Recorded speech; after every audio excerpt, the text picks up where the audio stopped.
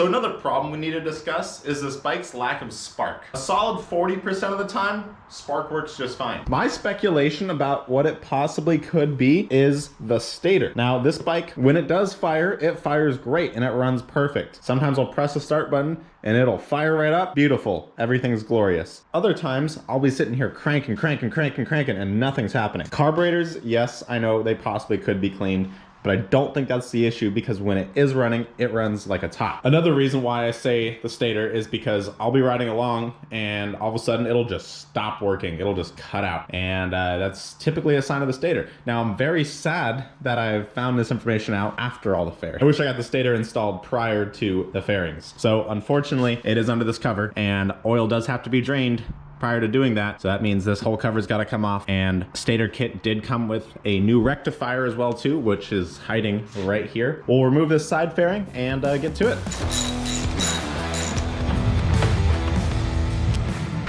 Here we are at the stator cover. We have a number of 8mm bolts. I'm gonna go ahead and connect my ratchet and start plugging away and taking these off. Once we get these bolts off, we'll just undo the stator.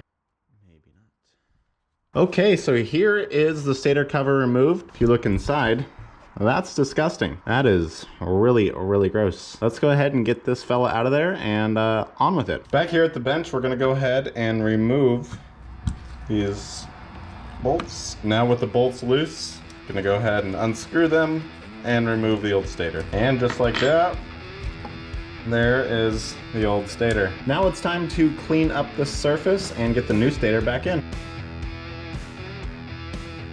Here is our new stator. Here is our old stator. It looks pretty much like the exact same thing. This one's just way nicer, and this one's not as worn out. Let's go ahead and install it. New stator is in. Just gotta tighten the bolts down, we'll be good. Back over at the bike, we need to clean up this mating surface just so we don't have any leaks. And I've got my trusty razor blade and a piece of steel wool, and we'll just go to town. I'm trying to be as careful as I can not to nick the mating surface at all or make any dents. I want this nice and clean and no leak. And you could also use a Brillo pad or some Scotch-Brite on this. I just don't happen to have any at the moment. And here I have a brand new gasket I got online. I'm gonna go ahead and cut it out. And that gasket's gonna go on just like this. Now we can throw our new stator on. I'm just gonna go ahead and throw some of these bolts in just so we can get this lined up properly. Magnet is quite strong. Now I'm just putting these bolts in at a star pattern just so that gasket doesn't get all twisted on me. The internet says to torque these to 9 foot-pounds, so that's exactly what I'm gonna do. Well, beautiful. That is a stator replacement. Now the one sketchy thing is I've got to route this cable back through, and there is no plug for this. The local crackhead before me decided to just snip all the wires and put everything directly to the rectifier. Now I have a brand new rectifier here. However, there is no plug for it. So I have ordered the plug, and then I'll have to solder all these wires in, and I'll have to figure out which wires from the stator go to what, because as you can see, they have been deleted. So a bunch of funky stuff. I'll have to come back when I get the clip for the rectifier. It has been about an entire week because I go to work and I don't come back for weeks at a time. But this finally showed up. And this is what we need to complete our puzzle. Here we have the crackheadedness of an attachment job. This plug is supposed to plug into the rectifier and then go to these connections, the 2 red and green, followed by the 3 yellow stator wires. So I'm gonna go ahead and chuck this in the trash because I don't know if it's bad. Probably good, to be honest, but I have a new one. It's like 20 bucks. And we'll connect all the leads up and we should be good to go. And I am hoping that this guy doesn't leak, but let's go ahead and break out the solder gun. First thing I'm gonna do is go ahead and disconnect the negative terminal of the battery just in case so we don't get shocked. Now I'm gonna go ahead and trim these leads up. And from what I've learned on the internet, it does not matter which order these go. As long as they're wired up, they should be good. And I just laid out a little protective cloth just so I don't drip any solder on my fancy new bike. New in quotation. I've got some heat shrink here. Just gonna go ahead and throw it on to plug. Then I'll tin the tips and we'll get to soldering. Officially wired up, all nicely soldered. Gonna go ahead and plug in my brand new rectifier, just like so, nice and snug. Now, I'm just gonna leave this hanging for now, everything disconnected, and I think we should be ready to start. Let's go ahead and hook some cables up, this battery's very dead, and let's give it a shot. Theoretically, this should start in like the first couple of tries. Wish me luck, friends. That's one. Forgot to turn the fuel on. Why? I plug everything in correctly. Oh, this has to be grounded. Makes sense. Carburetor should be full of fuel. Rectifier's on, stator's on, fuel's on. Let's go. It's going, guys. Yeah, I think it liked a little bit of the choke. Yeah, it's gonna need some finessing. After a little messing around, we finally got it.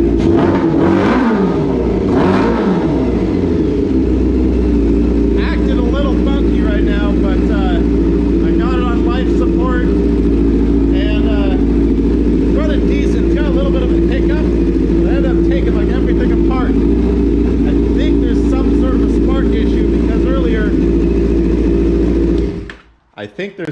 a spark issue because earlier it was only running on just the left side. Like I could feel the engine was warm in there, and I even did a spark test and it wasn't getting spark over there.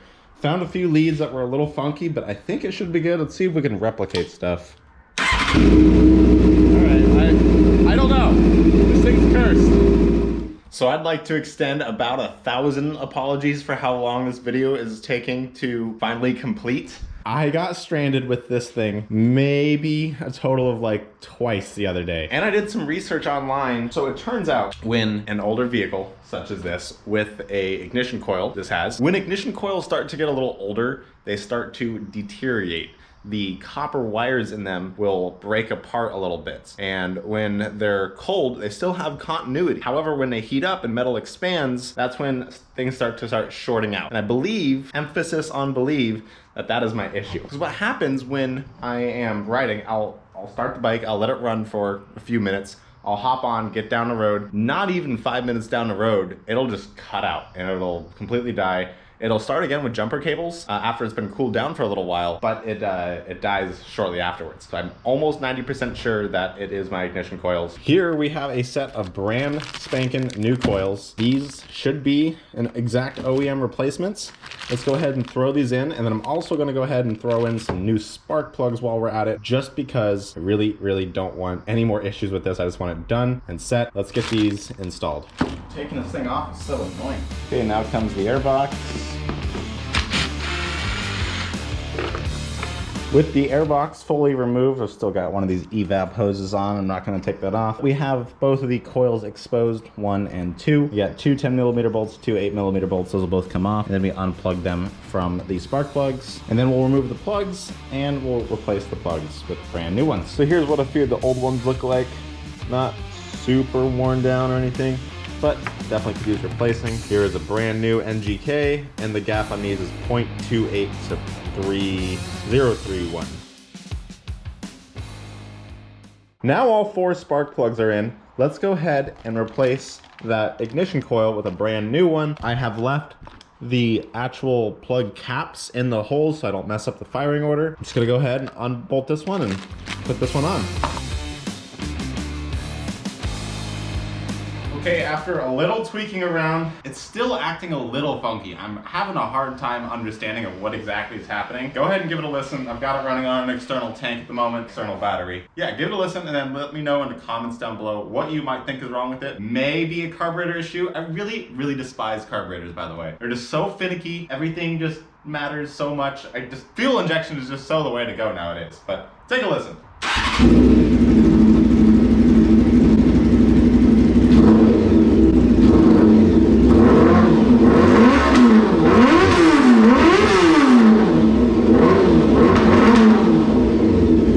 Right now, I believe everything is bueno. I've taken this motorcycle on several test rides around the block and end up pushing it home because like I'll get 5 minutes down the road and then it'll just die out, which I have no understanding of why it's doing that. I thought it was a spark issue. Replaced every single electrical component on this bike so far. Got a brand new stator, got a brand new rectifier, set of coils, brand new spark plug, a brand new starter solenoid, and I believe that's about it as far as the internal electronic component. I don't believe there's anything else that possibly could affect it, but I think that's good. I'm gonna go ahead and throw a tank and a seat on it and go rip it around and I'll see what's going on. One eternity later. Well, I feel incredibly silly. I went through so many different things to try to get this damn thing running. First of all, let's go ahead and pat ourselves on the back because we now have 2 perfectly running and driving motorcycles, which is very, very rare for me. Usually everything's broken in their own special little way. I replaced let's go through the list. I replaced the stator, the rectifier, spark plugs, the ignition coils, fuel pump relay, ignition, and I'm pretty sure that's it as far as electrical components go. And I could not figure it out. The literal reason why this thing was not running right is because when I installed fuel tank shutoff valve petcock, the petcock tube fell off inside the tank, which is, it's stupid of me. I should have fixed it right then and there, but I didn't, and I was like, yeah, it's not that big of a deal. Turns out this gas cap right here is not vented. Vent comes from the fuel petcock tube. When this thing started up, it started up just fine, and then 5 minutes down the road, it just created a vacuum inside the tank and fuel would stop flowing, and the bike would die. I was like, what's going on? I thought it was spark. I thought it was some sort of rectifier or stator issue. I was like, God, man, this is crazy. But I feel really stupid about that. This bike is on the home stretch. I just took it on like a 10-mile test ride. She runs great. She runs awesome. There is a few things that I wish I had taken care of. Number one, the shocks. The front forks are definitely blown out. You can see the wear pattern is all the way up here, which is way more than it should. So when you go over a speed bump, it goes boom, boom, and it's very unstable. So that is something that needs to be rebuilt. Shocks aren't really my specialty. I'm gonna have the shop take care of those because I don't like messing with them. I've seen plenty of videos on how to rebuild them and they don't look fun. Let's look at the list. We gotta fix the fuel petcock, fix that issue. We'll just take the tank off, grab some needle nose pliers and pull it out, then reattach it and maybe put a zip tie on it or something. I need to wire up the blinkers, which I've been delaying for so long, and then reinstall the fairings, and then it is officially done. I know I keep saying the bike is done, but I think then it'll be done. Let's go ahead and pop the tank off and get into fixing that petcock. Because right now I've got the tank just cracked open so it doesn't cause a vacuum. Let's drain the fuel and take it off. All right, so I'll pop this tank off. Hopefully this will be a really quick job. So how do you feel about figuring it out? So when you're working on your car or motorcycle or something and you're stuck with a problem, when you've tried pretty much everything you can think of and nothing is working, it is so frustrating. Like it makes you depressed almost. And once you figure it out, well, you are a happy camper. And let me tell you, I'm camping real happy right now. Like this campsite is set up and I am camping. All right, fuel tank is disconnected. Let's take it off. Oh, I put way too much gas in here. I need to get my jerry can. It's gonna stink in here. Just do things right the first time and this kind of stuff doesn't happen, you know? It's almost like they designed it on purpose. It's almost like the Honda engineers really know what they're talking about, and some guy that's rebuilding a CBR in his garage probably doesn't. It's like, we don't need that. We don't need that. Okay, so the tank's all flipped over. Not all the gas is out because it was taking an eternity, but I'm gonna go ahead and remove the petcock and then hopefully we can drain the rest of the fuel out, or we don't even need to drain the fuel. Regardless, the long straw that was in here came off. That is so much debris on there. Okay, well here's the old petcock. I was able to fish that out of the tank. That thing looks gross. And there's part of the old fuel cap. That's what I was hearing rattling around in there. It still doesn't solve our venting problem. Okay, so just got back from a quick little test ride. I think I got it. There was the old petcock floating around in there and parts of the old fuel cap, which the thieves used the drill to drill out, and parts of it fell off inside and they were just rattling around. So got those out of there. That was good. When you think about the petcock, there are two tubes, one long tube, one small tube. And when the fuel level gets down to a certain point, it'll put you on reserve. So it did die on me on a test ride, but I swapped it over to reserve and I popped the tank. But I really don't think popping the tank did anything. It was mainly just switching it to reserve. So I believe that has solved our issue. And it's silly that been through all this hoopla just for a simple fuel issue. So now that's super exciting. We can go ahead and button this back all up fully. I do want to go ahead and throw some blinkers on before we put fairings on. So, you'll follow me. Fixed fuel petcock, that's all taken care of. Now we're gonna go ahead and wire up the blinkers. And you notice, this list is significantly shorter, which is super freaking sick. I am so stoked that we got all this done. And I got it all done before April 30th, which is awesome. Even though today is July 22nd. But I mean, who's counting, right? Let's go ahead and throw some blinkers on. Okay, I figured out which wire is which. This one will go to the left side. And remember, these ones are integrated with the taillight, so they look very streamlined. Okay, and with that, ignition on. If you come on back, we got the lovely LED brake light all lit up, and I even wired up the little license plate light, which I am proud of that. It's a little looser now, we gotta tighten those up. The moment we've all been waiting for. There's left, and we have left and right. We have Great. Beautiful. Now, I know the blinkers are running on their high rate where they're flash, flash, flash, flash instead of a nice smooth flash. It is because they are LEDs and not incandescent, and it's meant to be incandescent. Now, I do have these guys. These are apparently OEM. They are gonna live right in this little hole right here. It's still got that 90s look. I like it a lot, and I think I'm gonna go ahead and wire those up into those little holes right there. But that does go with putting all the fairings back on, so I'll put these in first and then fairing it up. I didn't realize it did this, but look at this.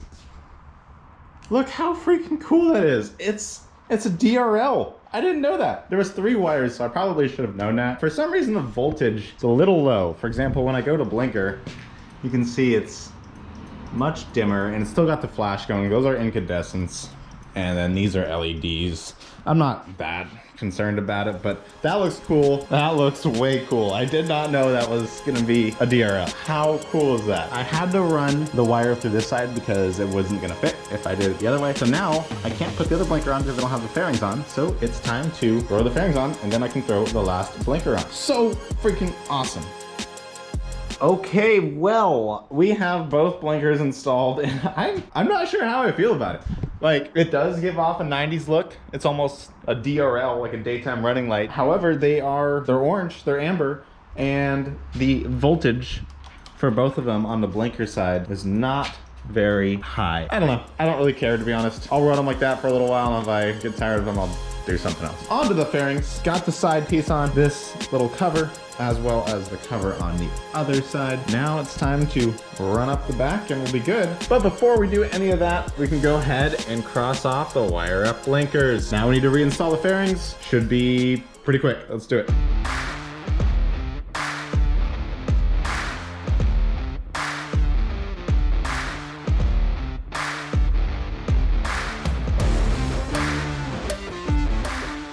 Well, Parsons Productions fans, that has been an absolute journey and a half. I can now say it's fully 100% complete. It took a lot of trials and a lot of errors, and I couldn't have asked for anything better. There are definitely a few little modifications here and there, and the project will never be fully 100% done per se, but right now it is looking beautiful in every way, shape, and form. Really, really loud. And it is really, really fast, and I'm definitely gonna get in trouble on it, so I gotta mind my manners. I may one day get a quieter exhaust just because it's a little on the loud side, and you know there's gonna be a few little other things. This concludes this episode of Parsons Productions. These videos take a lot of time and a lot of effort, so I appreciate you guys hitting that like button. If you wanna see more crazy Parsons Productions content like this, go ahead and click that subscribe button, and I'll catch y'all in the next episode of Parsons Productions.